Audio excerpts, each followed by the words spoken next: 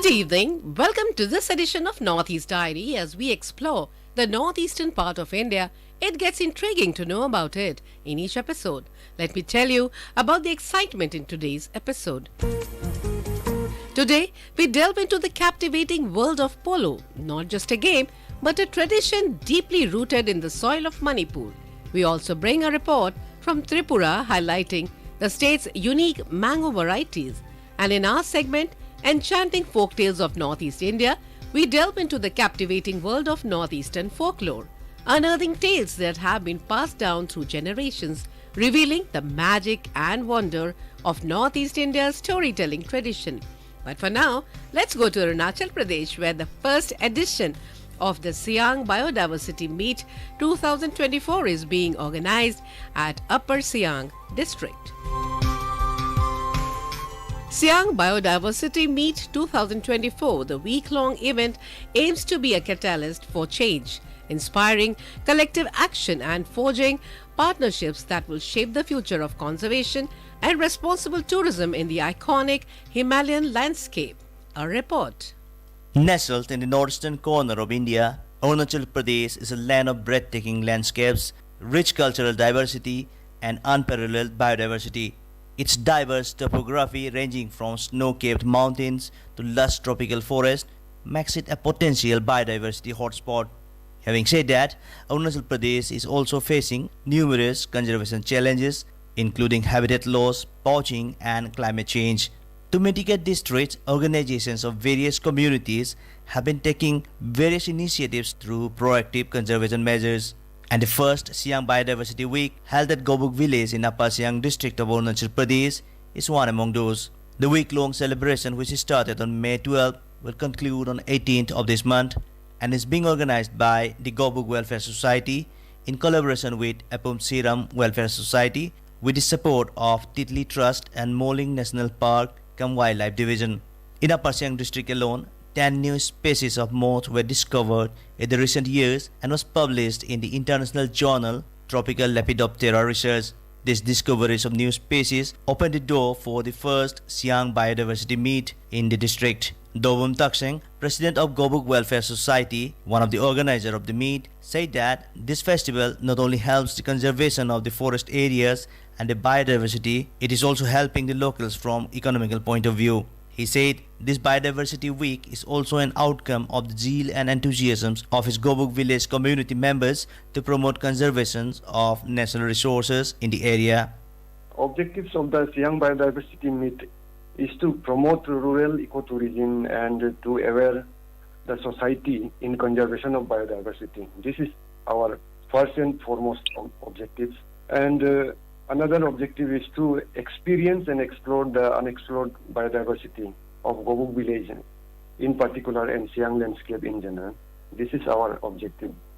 हम ये बोलना चाह रहा है कि हमारा बस्ती का जो वासी है वो ज़्यादातर majority of people wanted to conserve biodiversity as we have sit many discussions and meetings.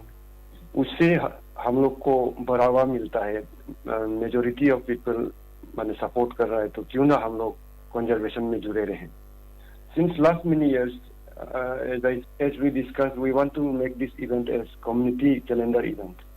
We want to celebrate this meet every year. Definitely we will continue advancing biodiversity conservation in our village and this region. This unique community-led week-long event has drawn 25 nature enthusiasts and conservationists from across the nation and the world to explore the pristine landscape and biodiversity of Upper Siang district. For Northeast Diary, this is Rakesh Dole, Akashvani News, Itanagar.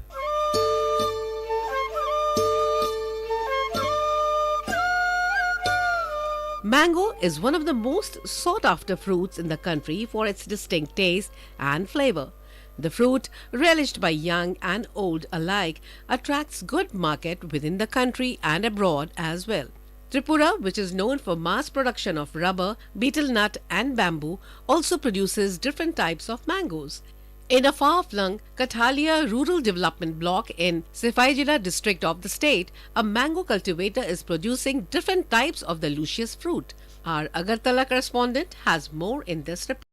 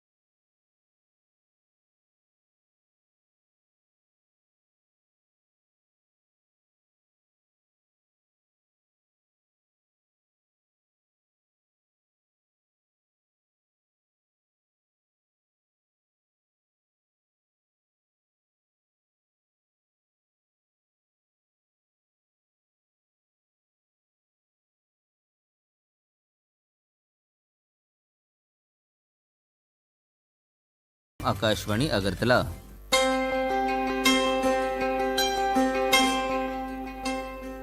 Enchanting folktales of Northeast India. So friends, today we bring folklore from the land of festivals, Nagaland. The tribal culture of Nagaland is a rich and diverse blend of traditional beliefs, customs and practices that are associated with the various tribes that make up the people of Nagaland. So today we go to Longlang district of Nagaland, stone god or Weting Yong, in local dialect meaning the stone that chased away the enemies.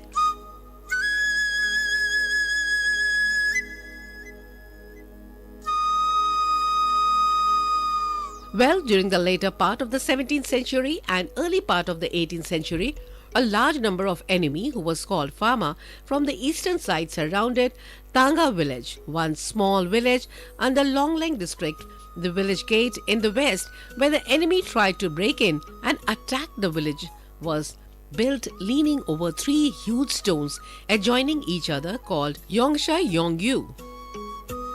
In an attempt to ward off the intruding enemies, a warrior by the name of Konglung drew his spears through a hole in the village main wooden gate, which pierced through a badly injured armed warriors who was at the front gate while they were trying to break open the village gate and fencing. As the injured enemy cried out in excruciating pain, the invading enemies panicked, and when the enemies were about to retreat, the three huge stones called Yongsha Yongmyo, stationed beside the village fencing, started to move downwards by themselves and made earth-shaking humming sound by colliding against each other, which startled the enemies, and as a result they ran helter-skelter of their scurried, running in all directions. Many of them were injured by their own weapons, while some fell into deep rocky gorge below the village gate and died. The enemies all ran to the directions of Manching Kanshong, Shishil Lamchong and Pongching Shong, the name of which are still used by the people today. Warriors of Tanga village chased the enemies and killed many of them. Killings continued till the next day on those who were in hiding, who were weak, injured and left behind. A kingpin of the enemies was among those killed, whose heart was taken away from slab. Both the stone slab and the fruit trees still stand today as a living witness, and the particular spot came to be called the heart of Akanman. The historic triumph of the day over the large armed enemies was in fact achieved by the divine intervention in the form of unnatural and frightening humming sounds of the three stones which chased away the invading enemies. Since then, those particular stones are called stone god or Ve Ting Yong in local dialect, meaning the stone that chase away the enemies. Even today, village folks on their way to the fields or on huntings and fishing trips seek success and guidance by uttering po bu to the stones, and they sharpen their dows or spears on the stones, believing that they are rewarded accordingly. The villagers also invoke good weather by placing leaves on the stones. Thus, till today, the stone is treated with reverence as a protector and savior of Tanga villagers. For Notice Diary with Denland Asonyo for Akashvani News, Kohima.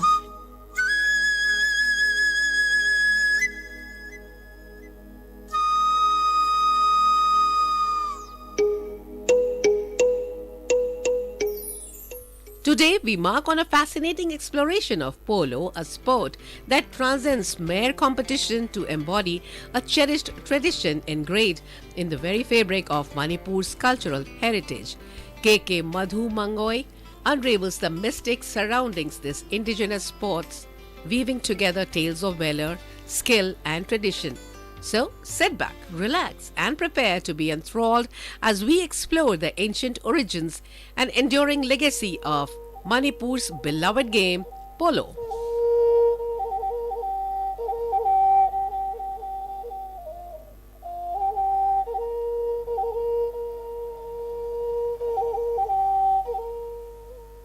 Games and sports have been an integral part of life of the people of Manipur since time immemorial.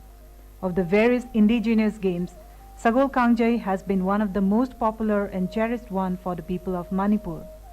Sagol Kangjai is played with a ball between two teams, each consisting of 7 horse riders with hockey sticks. In short, Sagol Kangjai is known as hockey on horseback. The British christened this indigenous game of Sagol Kangjai as polo when they saw it for the first time at Silchar in Assam in the 18th century. Since then, the British took fancy at the game. Over time, the name and the style Sagol Kangjai have undergone a change. But the fact that the game originated from Manipur remains unchanged. This fact is acknowledged even in the Encyclopedia Britannica.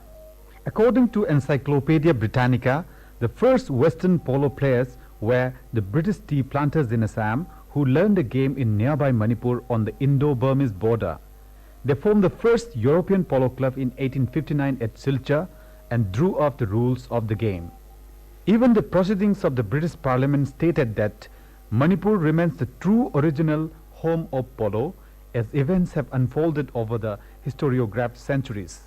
Even that further stand duly affirmed on 22nd of June 1891 by Lord Ripon, who was the Viceroy of India, while speaking about the Manipur of the Anglo-Manipuri War 1891 days. Lord Ripon says, "It is a small state, probably until these events took place, very little known to your lordship. Unless indeed some of you may have heard of it as the birthplace of the game of polo, that is Sagol Kangje. Polo became so popular in the Crown's colony that it became a royal game of the British. In this connection, the former president of the Old Manipur Polo Association, Imphal, Professor K. Sarachandra Singh, has to say this. When I happened to meet Prince Philip, he immediately asked me, when he came to know that I came from India and from Manipur, he said, I also played polo in India once. I said, yes, I know that. So he was very delighted and very happy. That was a very rare occasion for me, and so on. At least I came to know that polo is a heritage of the royal family, and they have several horses. That is why Prince Charles readily agreed to be the patron of our All Manipur Polo Association. Mythological accounts say that the god king Marjing first played Sagol Kangje between 3000 and 2000 BC with another god king Moirang Thangjing. According to Puya, that is ancient scriptures, god kings Loya Lakpa and Khoripaba also played Sagol Kangje in those pre-Christ days. According to local tradition, the game that is known as Sagol Kangje and is associated with local mythology originated about 5000 years ago. The season for the game commences annually at the time of Meratha, from which the month, season and year are calculated. The very name polo was coined by Captain P.B. Pemberton after he saw the indigenous game of Manipuri being played in Silchar prior to 1840, when he felt that the game was being played with a rounded toy or a kind of tennis or hockey or cricket ball called pulu in Kashmiri or Tibetan. Captain Pemberton comments, the national game of hockey, which is played by every male in the country capable of sitting on a horse, renders them all expert equestrians, and it was by men and the horses so trained that the princes of Manipur were able for many years not only to repel the aggressions of the Burmese, but to scour the whole country east of the Ningti River and to plant their banners on the bank of Irrawaddy rivers in the heart of the capital of Awa. So deeply are the Burmese impressed with the superiority of Manipuri horse that up to the present moment, the elite of their cavalry consists of this description of troopers whom they rarely venture to meet in the open field. While recording the name of Sagol Kangje as polo, the officials of the British East India Company kept their views on the origin of the game in Manipur. The rules of Sagol Kangje with a dress code with turbans for players were introduced in 1605 to 1606 during the reign of King Khagemba, who ruled Manipur from 1579 to 1652. During the reign of Rajashri Bhagyachandra, popularly known as Chingtang Khomba, Sagol Kangje was played in celebration of war victories. King Gambhir Singh exhibited a Sagol Kangje match to the British officers in 1825 to 1826 in celebration of the end of the 7 years of devastation of Manipur by the Burmese army. This exhibition match is said to be the first ever match of Sagol Kangje that was shown to outsiders. Later, King Chandrakirti, son of Gambhir Singh, took a team of Sagol Kangje players to Kasar and displayed the game with complete harmony and unison of human skill with the instinct of the horses and the riders. The fine exhibition of Sagol Kangje enthralled the British officers, and it could arouse their fondness of the game. In 1846 to 47, King Chandrakirti introduced black and white shirts for each competing teams. After witnessing the Sagol Kangje match, the British established a polo club in Silchar in 1859. Thus the club became the world's first ever polo club. The following year, another polo club came up at Calcutta, which exists even today. Just to train the British team, 11 skilled Manipuri Sagol Kangje players along with 30 horses from Manipur were taken to Awad Tuli of Kasar. By 1869, Sagol Kangje had already reached Great Britain. Joy Chandra in his book Origin of Polo Game stated, the 11 skilled players of Sagol Kangje were selected from among the Manipuri players. They were Langmai Themba Chandrakanta, Ahibam Madhu Singh, Kongkha Keso, Thokchau Nawang, Bamon Furailatpam Mani, Yengkhom Chauba, Hizam Ayang Macha, Elangbam Chaitanya Hajari, Yambem Pedam Singh, Bamun Purailatpam Kam, and the eldest son of one, Surai Satpam Tongkruba. They left Imphal on December the 9th, 1869 for Kasar. The Manipuris trained the British players there, and after that 13 matches were played between the British and the Manipuri teams, in which all the 13 matches were won by the Manipuris. Later, 3 Manipuri players were taken out and put into the British team, increasing the total number of players of British side to 10. However, the British could score only 2 goals in the match.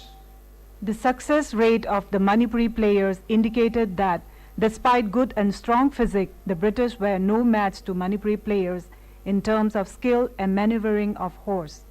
On seeing the good performance of the Manipuri players, the then Deputy Commissioner of Kasar, Mr. Robert Stewart, presented cash prize of Rs 120 to the Manipuri players. The team also received another cash prize of Rs 100 from the money return. In the beginning of the 19th century, several polo teams were taken to Calcutta for polo exhibition matches before the British King and Prince of Wales during their visits to the city on various occasions. As a result of the British officers' constant efforts to popularize the polo, it has become a well-known game not only in all the Commonwealth countries but also all over the world. Regarding the history and development of polo and the uniqueness of this variety of horse, Sri Vaikom Damodar Singh, retired Deputy Inspector General of Police of Manipur, who himself was a polo player, comments. According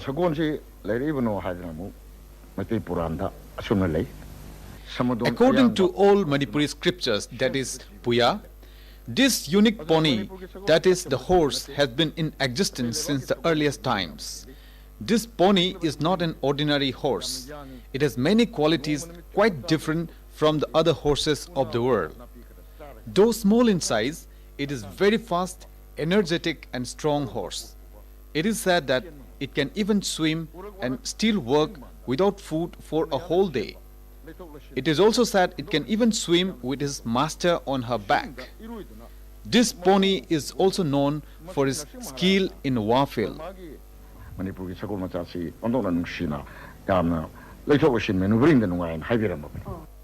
England, the first polo match was exhibited in 1869 and later in 1882. Polo was played in England with only 4 players in each team in lieu of 7 players. The first ever international polo match was played between the United States of America and England in 1886. Later, Sagol Kangjai matches were played in countries like New Zealand, Australia, Africa, France, Argentina and Mexico, etc. as polo. In view of its popularity in several countries, polo was introduced in 1936 Berlin Olympics as one discipline. But unfortunately, the game was dropped from the subsequent Olympic Games.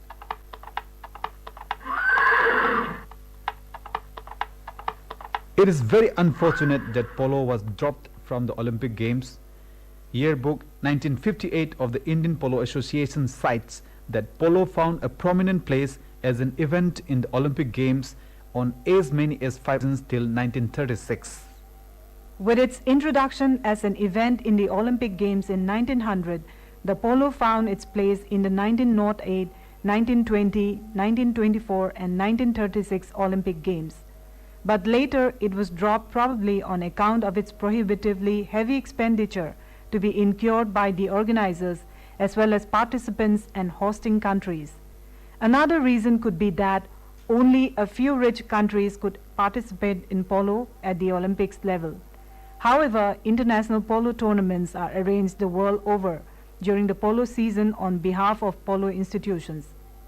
Regarding the original polo playground in Manipur, the political agent of Manipur, Sir James Johnstone, wrote, "Between the residency ground, the Sanakaitel and the Great Road was the famous polo ground where the best play in the world might be seen. There was a grandstand for the royal family on the western side and one for myself on the north. Sunday evening was the favorite day, and then the princess appeared, and in the earlier days the Maharaja." The game used to be played so much skillfully and attractively by the tactful players with great admiration on the part of jubilant spectators that T.C. Hutchin wrote in his book The Meiteis. The game is played beyond the powers of any but an imaginative and practiced pain in respect of brilliance of play, constant excitement, rashness, courage, skill and popular enthusiasm. There is no game equal to it. Even among the indigenous games of Manipur, Sagol Kangje could be contradistinguished as embodying a rigorous militant culture in tune with the Meitei Keen's ambition to build up a core unit of cavalry which could sustain the unified body polity. In particular, any male youth could become imbibed with such physical and military training right from childhood, from the standpoint of rendering them fit militia as conscript as envisaged under the Lalup system. Such was acculturation of physical education aimed at military ideology at the face of their perennial rivalry against the Burmese. Today, the top polo playing nations are UK, USA, Germany, Australia, Brazil, Kenya, and of course the host nation, India.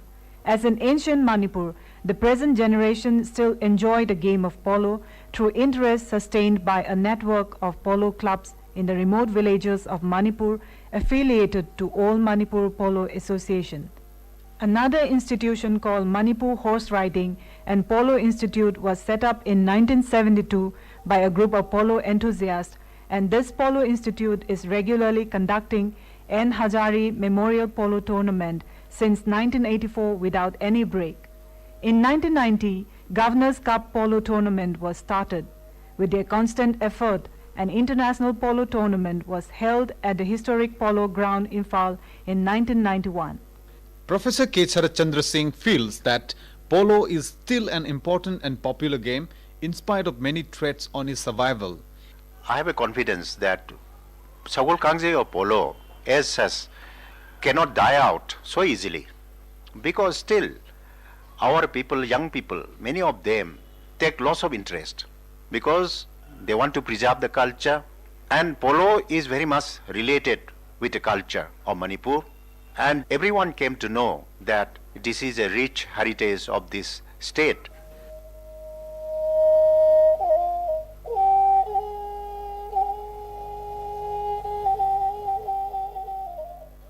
So folks, now listen to a mesmerizing piece titled Hada Samatan Ayangba by Manka M. This enchanting melody pays homage to Shamatan Ayangba, the legendary winged horse, whose mythical presence is intertwined with the origins of the Manipuri pony and the introduction of polo by the divine Lord Marjing. So